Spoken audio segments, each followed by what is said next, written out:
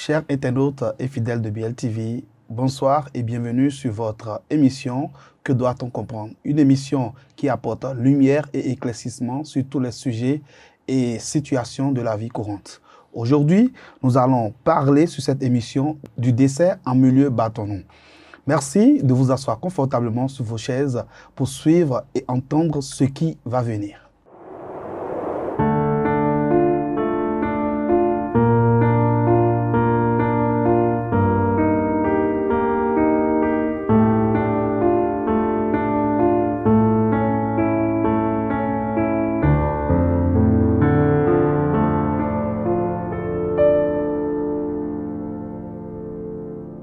Amis internautes, n'oubliez pas de liker, de vous abonner et de cliquer sur la note de notification pour ne rien rater. On n'a pas besoin de parler, il est sous nos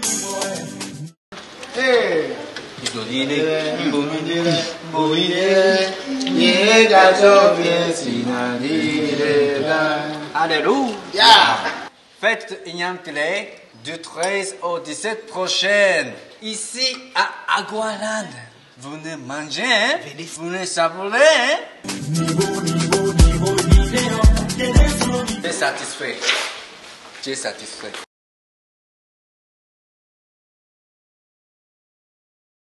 Selon le dictionnaire Larousse, le décès est défini comme la mort d'un être humain. Force est de constater que la mort est une réalité par laquelle nul ne peut échapper quand vient le moment. Elle ne prend pas en compte le statut de la personne ni le sexe. Chaque communauté a sa manière de l'exprimer quand elle vient. Raison pour laquelle, sur ce plateau, nous avons invité pour vous M. Mora Lafia Kora Yemagi Ali, socio-anthropologue, acteur de la société civile et membre de l'association culturelle Baroutem, avec qui nous allons décortiquer le thème « Comment annonce-t-on le décès en milieu bâtonnier ?» Bonsoir, M. Mora Lafia Kora. Bonsoir, monsieur le journaliste. Merci d'avoir accepté notre invitation sur ce plateau de BLTV. Le plaisir est pour moi. Alors, M. Mora, Oui. qu'est-ce que vous pouvez nous dire de la manière dont on annonce le décès en milieu bâtonnier? Merci beaucoup et merci encore une fois pour l'intérêt que vous portez à ma personne. Et je dirais que annoncer un décès est un événement lourd de sens. Et aujourd'hui, nous avons assez de canaux de communication pour annoncer les décès. Téléphone, WhatsApp, nécrologie. Et autrefois, c'était un peu différent parce qu'il fallait l'annoncer de sorte à ne pas créer des crises. Est-ce que vous voyez? Et pour des personnes d'un certain âge, ou si je veux, d'un âge certain, il y avait ce tact-là qu'avaient les sages, les grandes personnes, pour annoncer le décès. Mais cela se faisait de bouche à oreille. Est-ce que vous voyez? Oui, bien sûr. Un sage envoie un enfant annoncer le décès, ou un sage envoie un émissaire pour aller annoncer le décès, de nature à ne pas brutaliser la psychologie et l'ambiance de ceux qui sont les destinataires. C'était ça. Mais aujourd'hui, c'est différent. On en a tellement de canaux que même pas WhatsApp, on balance juste la nouvelle. Parce qu'il fallait compter avec le choc psychologique que cela peut entraîner. Voilà. Ok, monsieur Mora. Oui. Alors, dites-nous, quel était le processus funéraire avant l'inhumation? Le processus funéraire était aussi en rapport avec le type de décès. Est-ce que vous voyez? Oui, bien sûr. Il y a des gens qui, fatigués de la vie, se donnent la mort.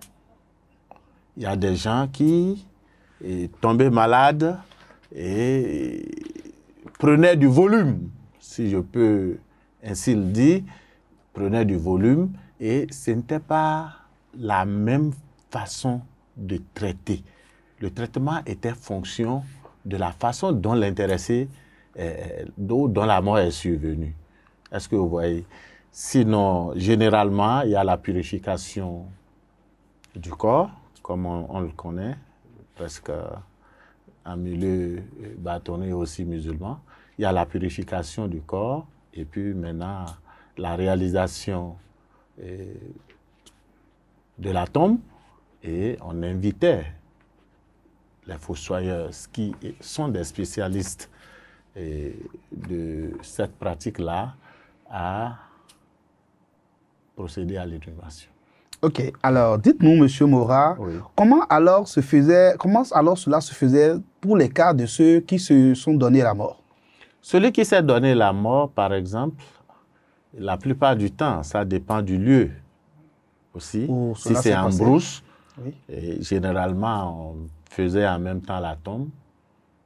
Sur le lieu même Sur le où la lieu personne même, s'est donné la c'est mort. ce qui est indiqué. Ok. Sur le lieu même, Oui. et puis on coupe le fil, il tombe dans... Ah bon? Ouais. Donc on ne touche pas le corps, on touche juste. Bon, Et est-ce que on peut toucher, mais on ne le déplace pas du lieu où il s'est donné la mort. Et si entre-temps, le lieu où il s'est donné la mort appartenait à une personne X qui peut-être, ou par exemple, on suppose que le monsieur est allé se donner la mort dans le champ d'une personne X, par exemple. Et il fallait respecter les conditions dont vous êtes en train de parler. C'est également avec des conditions. Ok. Est-ce que vous voyez? Oui. Vous savez, la brousse était tellement grande que pour se suicider, les gens n'aimaient pas se faire voir. Exactement. Il fallait aller en brousse plus loin. ou en tout cas loin des regards Vraiment. pour se suicider. Ok. Aujourd'hui, on peut se suicider dans la chambre. On peut, bon, vous voyez, ça ne veut pas dire forcément qu'on ne touche pas. Ok. Mais il y a des cérémonies particulières qu'on pouvait faire pour pouvoir toucher et l'amener là où on doit l'enterrer. Tel que vous venez de le dire, si c'est par exemple dans la chambre, on ne peut pas l'enterrer. Dans sa chambre, Dans voilà. sa chambre. Est-ce que J'allais vous en voyez? venir. Donc, j'allais en il venir. y a des mécanismes particuliers Ok. auxquels se donnaient les anciens pour pouvoir le prendre et l'amener. Sinon, généralement, si c'est en brousse ou si c'est un no man's land, disons, où ça n'appartient pas à quelqu'un, ce qui est conseillé, c'était ça. Ça faisait partie des règles. Ok. Est-ce que vous voyez? Oui, bien sûr. Bon. Et dans ce cas, vous comprenez avec moi qu'on ne peut pas lui réserver des cérémonies de purification. Est-ce que vous voyez? Oui, parce que puisqu'il est directement enterré. Enterré, ces cérémonies n'ont été exclues. Ok. Voilà. Ok. Alors, qu'en était-il des têtes couronnées qui, par déception de ce qui se passe dans leur royaume ou face à certaines difficultés, arrivent à se donner la mort? Est-ce que ils sont traités, on leur applique les mêmes conditions? C'est la même condition pour tout le monde. Ok.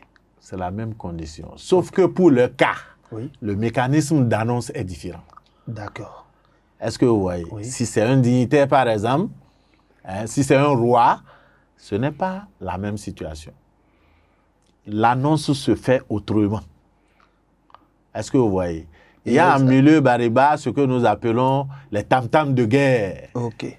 Donc, quand un dignitaire, une personne haut placée décède, on tape le tam-tam de guerre, qu'on appelle dans la langue locale Tao Bararu.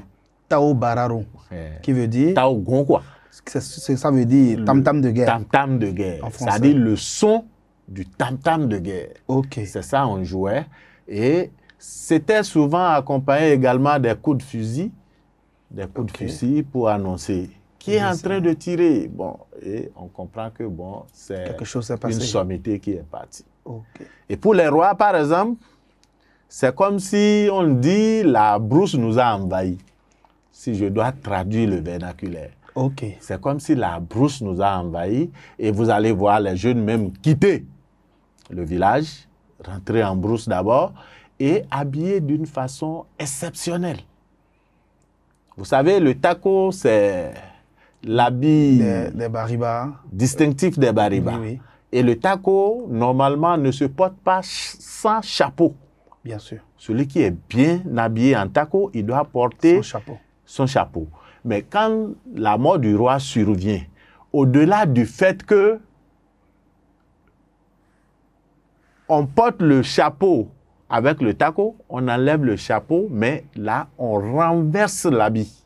Ok, on La renverse face l'habit. devant va derrière et vous êtes sans chapeau. Ça veut dire que la communauté a perdu Son chef. son chef. Ok. Est-ce que vous voyez? Bien. C'est des signes qui parlaient d'eux-mêmes. Des signes qui parlaient d'eux-mêmes. Et quand vous voyez ça, automatiquement, vous vous dites, il y a quelque chose dans Qu'est-ce qui s'est passé? Voilà. Merci, M. Mora. Je vais poursuivre dans mes questions Oui. et vous demander cette fois, est-ce qu'il y a une relation entre les morts et les vivants en milieu bâtonneau? C'est d'autant plus réel et significatif que parfois même, quelqu'un qui est mort aux États-Unis, lors de certaines cérémonies, on appelle et il répond. Ah bon? Et vous entendez la voix. Aux États-Unis? Il peut mourir aux États-Unis. Oui. Mais quand les grandes cérémonies arrivent, ne pouvant pas aller chercher, par exemple, le corps ou le sable de sa tombe, Oui. on l'appelle par des cérémonies et vous entendez sa voix. Et la personne répond réellement, on entend sa voix et de façon audible. Ce que vous n'avez pas vu, ne dites pas que ça n'existe pas. Donc, pour parler, par exemple, de ce phénomène-là, il faut avoir assisté à ça. Parce que toutes les familles ont leur mécanisme de regrouper leurs morts qui vivent en communauté de l'autre côté. Est-ce que vous voyez? On les appelle, on fait les cérémonies et désormais, vous savez qu'ils sont à la maison. Donc, ça voudra dire que le phénomène de réincarnation existe. Là, vous êtes en train de dévancer une question qui allait Parce venir. que ce phénomène-là, c'est une relation intime entre les morts et les vivants. C'est ça, généralement en français, qu'on appelle la métempsychose. La métempsychose. La métempsychose. Ok. Ça existe et ça existera toujours. Quelqu'un qui est mort il y a plusieurs années, ou même des siècles, on le retrouve peut revenir, vivant encore. Non, peut revenir 10 ans. Après 16 ans. Sous une autre forme ou sous sa même forme. Sur un enfant que vous allez mettre au monde. Ah bon? Ouais. Et comment est-ce que nous pouvons, on arrive à... Souvent, les anciens font le distinguo à partir non seulement du comportement, mais du teint. Ok. Du comportement, du physique de l'enfant. La ressemblance. La ressemblance avec quelqu'un qui est décédé il y a 50 ans. Et pour un enfant par exemple de 5 ans, on est censé observer des caractères d'une personne âgée en cet enfant, c'est ça? Oui. Ceux qui connaissent la personne, oui. À partir du comportement de l'enfant, on peut dire que c'est la réincarnation de tel. Ok. Ok. Est-ce que vous voyez? C'est la réincarnation de tel, c'est le physique de tel, c'est la taille de tel, hein? C'est le teint de tel. Vous voyez? L'Afrique a ces mystères que parfois on a du mal à comprendre. Oui. Et nous devons travailler à valoriser ce que nous avons pour que n'importe où nous sommes, qu'on puisse savoir que nos racines, c'est ça. Alors, dites-moi, M. Mora, oui. Avant l'arrivée de l'islam, oui. Quelles étaient les cérémonies qui se faisaient après l'inhumation? Après, avant aussi. Oui, je voulais commencer par après. Après. Oui. Après l'inhumation, une date est fixée par les parents et puis on rend hommage aux défunts. Ceci dit, c'est aujourd'hui, puisque aujourd'hui nous assistons à des cérémonies de 3e jour, de 8e jour. Cela voudra dire que c'est l'islam qui a apporté cette... Il y a même une innovation actuellement, même au niveau de l'islam. Ok. Quand vous allez vous enterrer, vous priez là et c'est fini. Il n'y a plus de troisième Il y a ou huitième certaines jour. communautés où, quand vous enterrez au cimetière, là, vous priez. Si vous revenez à la maison, vous lui faites les dernières prières et c'est fini. Et pourquoi les gens faisaient ces cérémonies de troisième et huitième jour? Que pouvez-vous nous dire à ce propos? Bon, moi, vous savez, chaque pratique, chaque époque. Ok. Est-ce que vous voyez? Et aujourd'hui, nous sommes en train de vivre une certaine dynamique qui fait que le fait, par exemple, de faire cérémonie huitaine, cérémonie 40e jour, ça continue de hanter les esprits. On pense toujours aux morts. Aujourd'hui, les gens se disent, bon, il faut avancer. Partout où vous êtes, les prières sont universelles. À chaque fois que vous allez prier pour lui, il recevra ses prières. Ce n'est pas la peine de rassembler les gens. C'est vrai que Dieu est toujours là où il y a de groupes, mais il faut que chacun, partout où il se trouve, à chaque moment, jusqu'à l'éternité, puisse prier pour ses morts. Ok. Et mieux, vous allez peut-être me dire ce qui se faisait avant. Bien sûr. Avant l'inhumation, il y avait quelques rites qui se faisaient. Quelques rites qui se faisaient pour accompagner les cérémonies. Ces rites, ce n'est pas toujours bon d'aller dans les détails, mais c'est Vous des pouvez nous rites. en donner quelques Non, petits c'est des détails. rites sur le cadavre lui-même. C'est des rites qui se faisaient et qui participaient à un rituel beaucoup plus spécifique pour accompagner le défunt.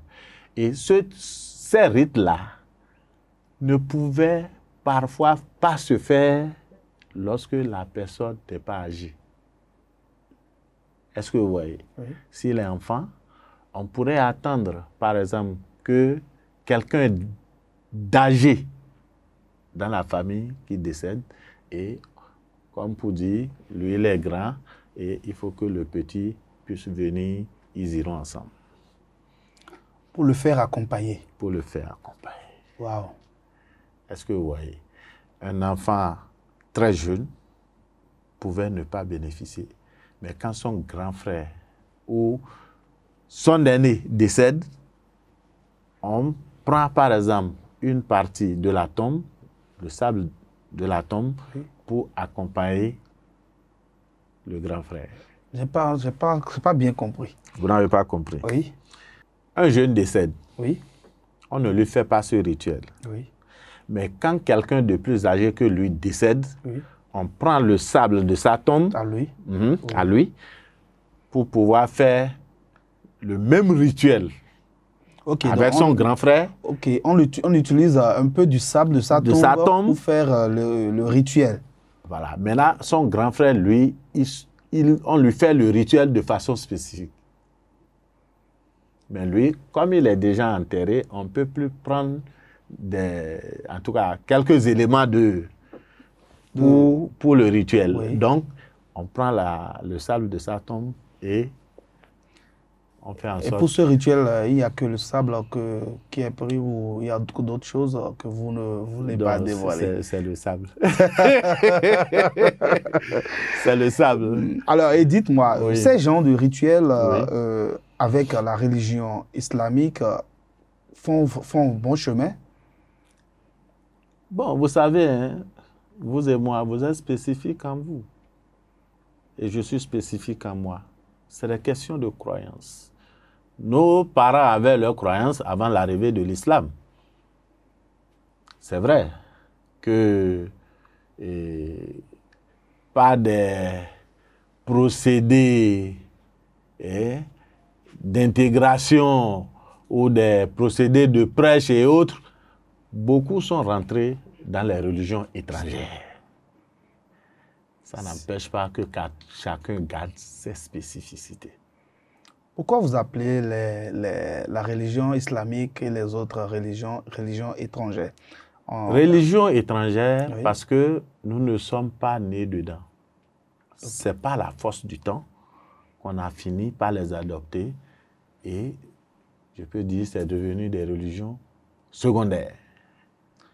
Pour beaucoup. Parce que nous savons jusqu'à maintenant, ceux qui sont des conservateurs même de nos cultures traditionnelles, c'est vrai qu'ils pratiquent la religion musulmane, mais il y a aussi ce côté spécifique là qui est gardé par les gardiens du temple. Les gardiens du temple. Exactement, c'est les gardiens du temple. Ok, Eux seuls en ont le secret et le savoir. d'accord. Oui. Maintenant, quand nous prenons ceux qui continuent de pratiquer les rites que nous ont laissés nos ancêtres, et nous prenons ceux-là qui font les choses selon l'islam, selon vous, qui sont ceux-là qui sont sur le bon chemin? Ça, c'est une question rouge. D'autant plus que c'est une question rouge, d'autant plus que la religion, c'est des dogmes. C'est des dogmes. On ne peut pas trouver la vérité. Qui suis-je pour dire que c'est lui qui a raison et l'autre a tort? Tous les chemins mènent à Rome, dit-on. Que vous soyez à pied, à vélo, en voiture ou en avion, tous les chemins mènent à Rome.